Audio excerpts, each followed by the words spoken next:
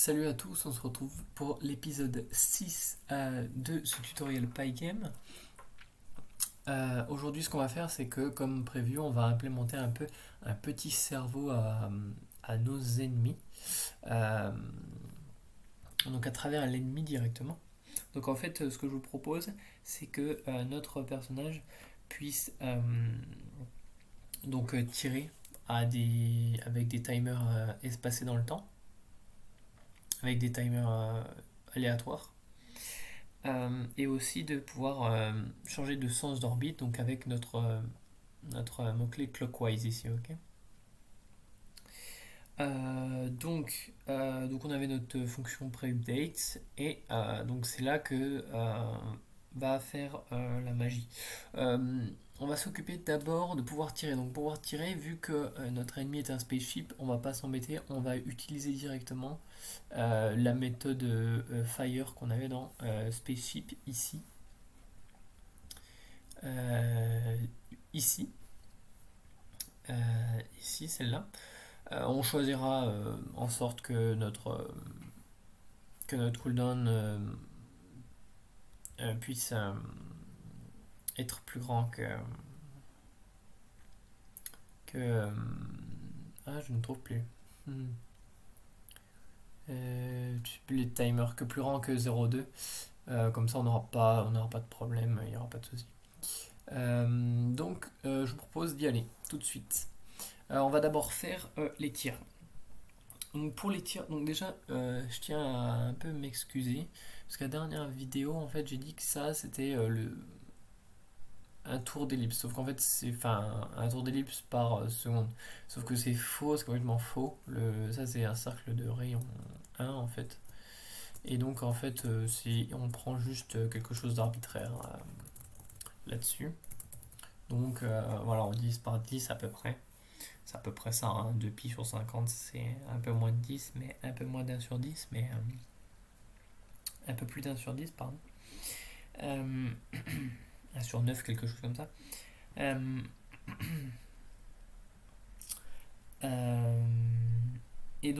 euh, pour tout ça, déjà aussi au niveau du temps, si le temps est toujours égal à 0, en fait, nos ennemis vont apparaître tous au même endroit.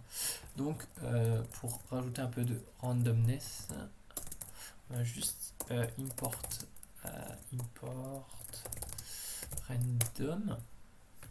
Et donc, on va dire en fait tout simplement que notre random. Donc ça va prendre un entier, un flottant entre 0 et 1, un exclu, il me semble. Docs, oui, un exclu. Et donc on va juste multiplier par 100, comme ça on aura un chiffre entre 1 et 100, entre 0 et 100.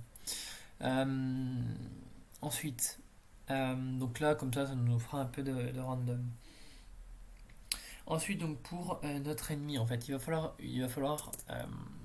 donc en fait, en gros, à chaque fois que l'ennemi va tirer, son timer va changer en fait. Et donc en fait, il faut un moyen de quantifier ce timer parce qu'il va pas être vraiment aléatoire.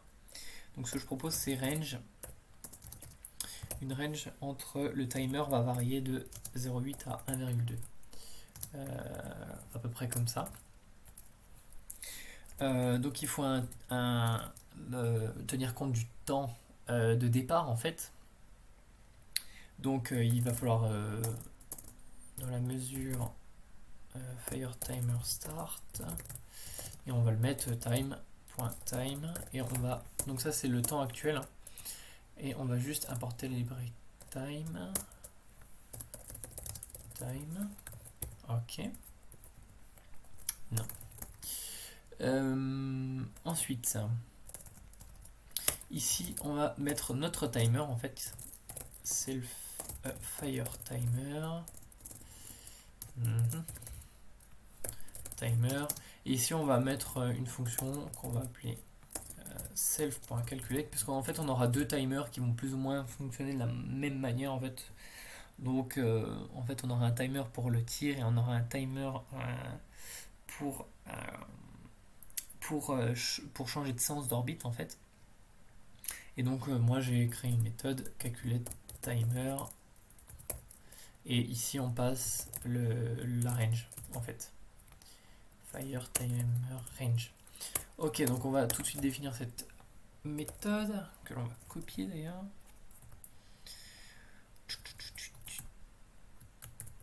Oui, je sais pas si c'était une bonne idée. Alors, créons-la juste après, ici. CTRL V, mais bien sûr, je ne l'ai pas copié. Intéressant. Ensuite, self, donc ça va prendre une liste. Et en fait, on va tout simplement return. On va retourner un nombre en fait entre cette range. Donc en fait, pour le faire, ce qu'on fait, c'est qu'on fait random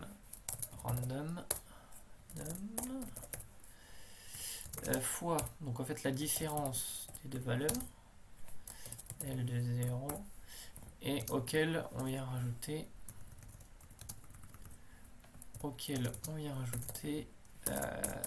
le premier. Donc ici on peut avoir tous nos timers en fait. Ça va nous donner un timer entre ces deux valeurs, ok. Et donc en fait il faut calculer maintenant avec le temps. Donc dans la méthode update en fait finalement. Et donc on va faire quelque chose comme ça. Donc on va checker si on a dépassé le timer en fait. Donc si le temps actuel moins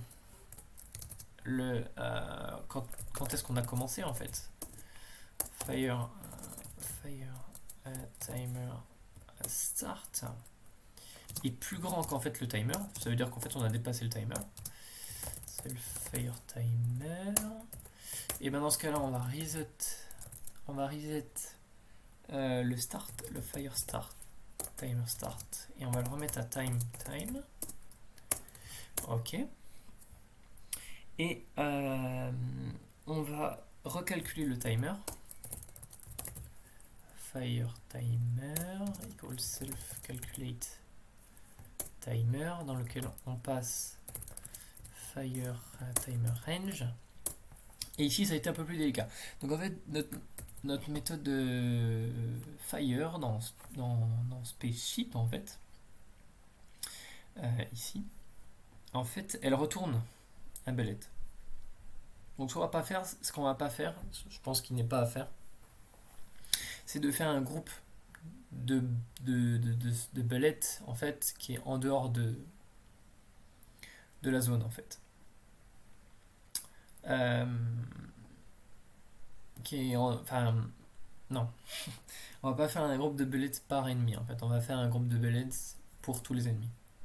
Donc ce qu'on va faire en fait, c'est qu'en fait à notre méthode update, on va return en fait, return self.fire. Ok. Et sinon, on retourne rien, on précise quand même. Et donc là, on va devoir changer quelques petits trucs dans notre enemy manager. Et donc là, il faut tenir compte. Donc on a un bullet, quelque chose comme ça. Et donc s'il existe, s'il y a quelque chose derrière cette variable en fait, on va dire tout simplement, on va dire bullet group .add bullet.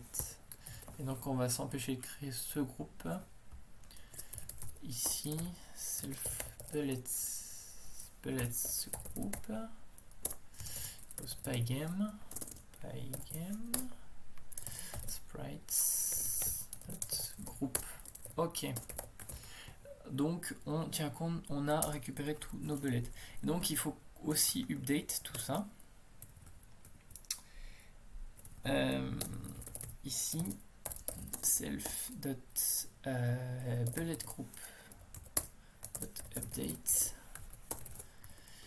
et ici on va aussi afficher self bullet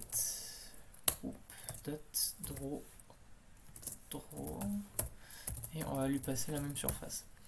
Donc jusque là on est bon, tout est bon.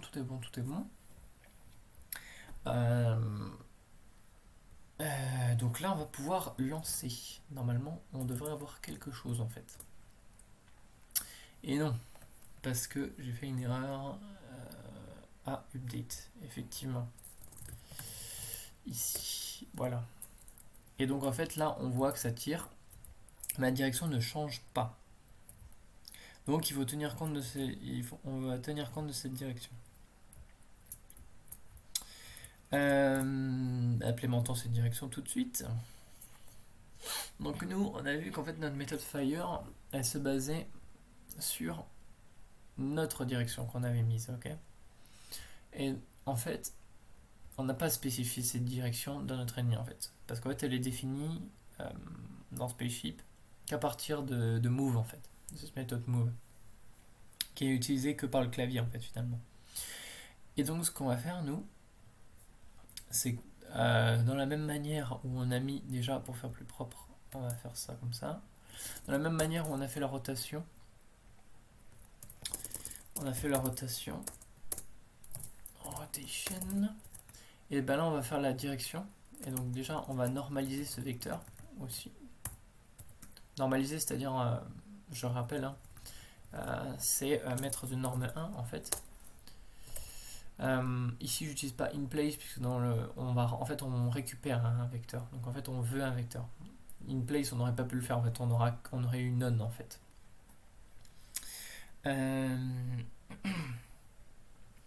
Et donc en fait nous ce qu'on veut faire, c'est qu'en fait on veut récupérer, on veut update notre direction.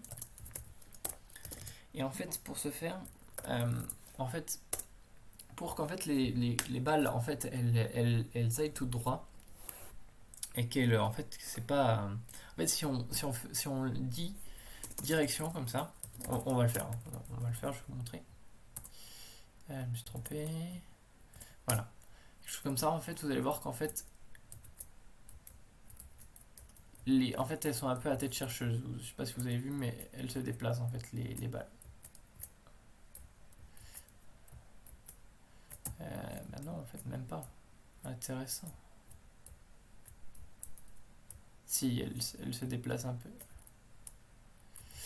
Enfin bref. Pour être sûr, en fait, moi j'ai eu le problème. Hein. Ce que j'ai fait, c'est qu'on recrée, en fait, pour être sûr qu'en fait, notre direction, elle ne dépende pas de la position de notre player. En fait, c'est-à-dire que la boule de feu, ça voudrait dire qu'elle change de direction. Elle change de direction en même temps que le player, en fait. En plein milieu. Donc ce que je préfère, c'est recréer un vecteur dont on reforce en fait les coordonnées en x, et float dont on reforce la création des coordonnées. Comme ça on est sûr que c'est indépendant de la position du player en fait, enfin à tout instant t. Nous on la récupère qu'une fois pour tirer et c'est tout, elle n'est pas modifiée en fait.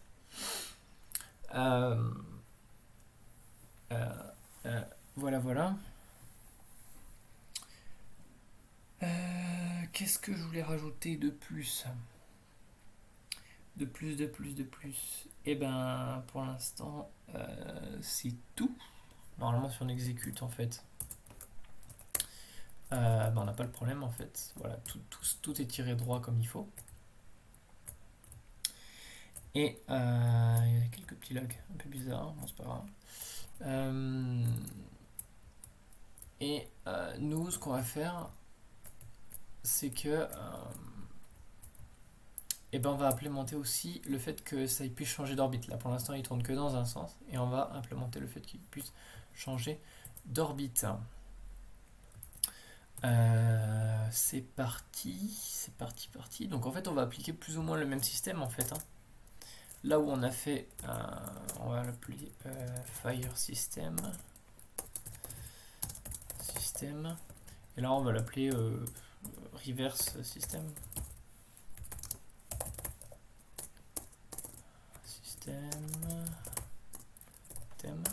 Et donc là on va faire de la même manière, on va dire reverse timer range. Donc on garde un peu le même format en fait.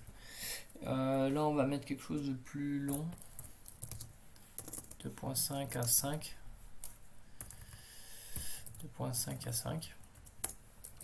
Et on va dire que le reverse timer start.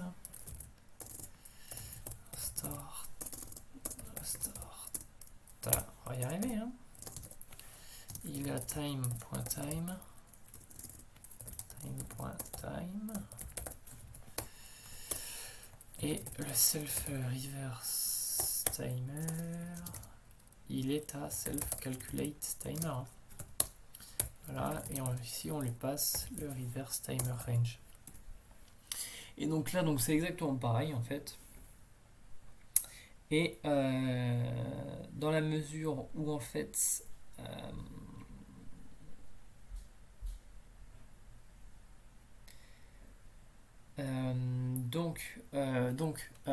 en fait, on pourra pas le mettre, on peut pas mettre le code juste derrière, puisque ici on retourne à quelque chose. Donc on va le mettre, le système, on va l'implémenter avant.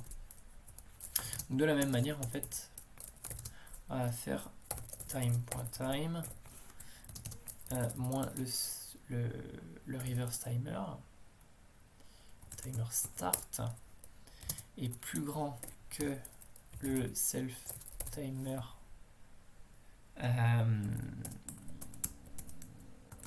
reverse timer.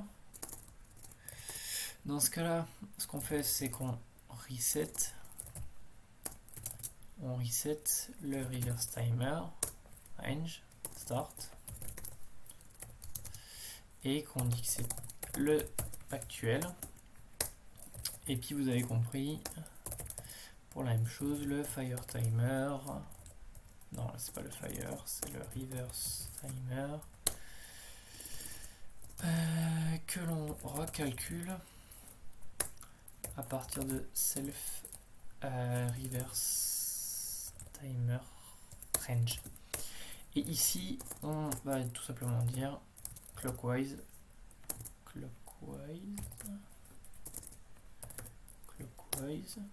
est égal à son inverse en fait, self clockwise. En fait, si en gros, si ça c'est vrai, le note ça va être faux, et si ça c'est faux, le note ça va être vrai. Et donc en fait, on fait juste inverser l'état en fait. Et donc là, on voit bien que on a quelque chose de plutôt propre. Ici en fait, voilà, il change de sens.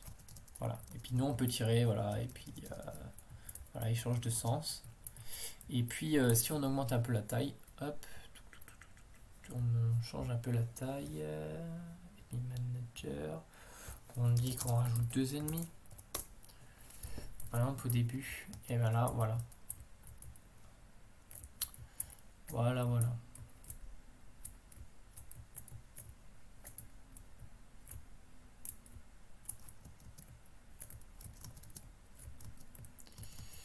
Voilà, on va peut-être améliorer la vitesse des balles, j'en sais rien, pour le player.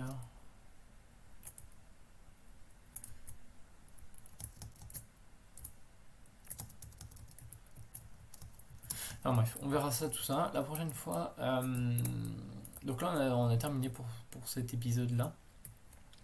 Et la prochaine fois, ce qu'on verra, c'est qu'on fera les collisions en fait. En fait, vous verrez, c'est assez simple, notamment avec les groupes qu'on a fait. On peut tester pour voir si notre surface de player est touchée par un truc ou à l'inverse. Et c'est plutôt simple. Donc c'est aussi des choses que rajoute Pygame par rapport à la SDL2. Et donc voilà, moi je vous dis à la prochaine fois. Et essayez de bidouiller le code. Et puis comme d'habitude, le code est sur GitHub. Je vous mettrai le commit en description, correspondant à l'épisode en description. Et puis à la prochaine fois. Bye bye.